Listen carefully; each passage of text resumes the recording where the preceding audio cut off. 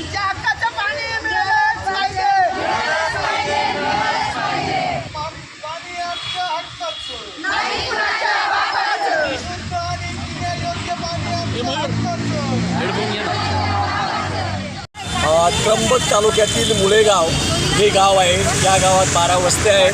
2 वाड्यांमध्ये आजपर्यंत विहिरीचं याच्यातलं पाणी नळाने पाणी आजपर्यंत 78 वर्षानंतर नळाला पाणी कसं येतं हे गावाला पाहता आलं नाही. आता प्रयत्न करून या गावामध्ये जलजीवन मिशनमधून 3.5 कोटी रुपये खर्च करून पाईपलाईन करण्याचा प्रयत्न झाला. एक दिवस चेक झालं आणि दुसऱ्या दिवशी कुंभमेळ्याच्या रुंदीकरणाच्या रस्त्याच्या प्रक्रियेमध्ये ती पाईपलाईन तुटलेली आहे असं अधिकाऱ्यांचं म्हणणं आहे. परंतु आजपर्यंत त्या विहिरीमध्ये या सर्व माता भगिनींना 4 तास आपल्या आयुष्यातले रोज पाणी काढण्यासाठी जावं लागतं. रोज त्यांना हाताचे विकार झालेले आहेत.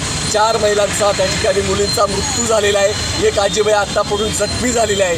तरी सरकार प्रशासनाला जाग येत नाही आणि म्हणून आज आम्ही या ठिकाणी धरणे आणि इथं निदर्शने केले आहेत. आमची मागणी आहे की स्वातंत्र्य मिळालं पण कुणाला मिळालं.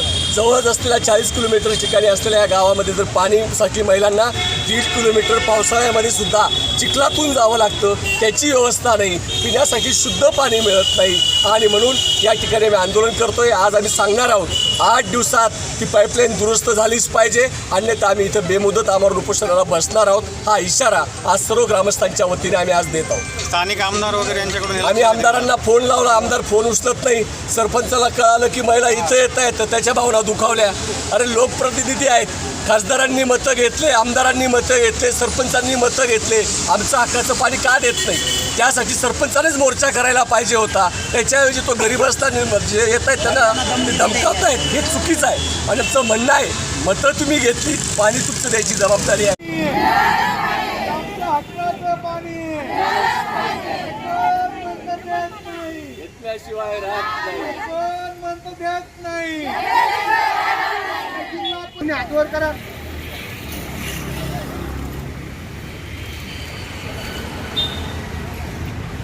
पाणी न देणारा शासनाचा पाणी न देणाऱ्या शासनाचा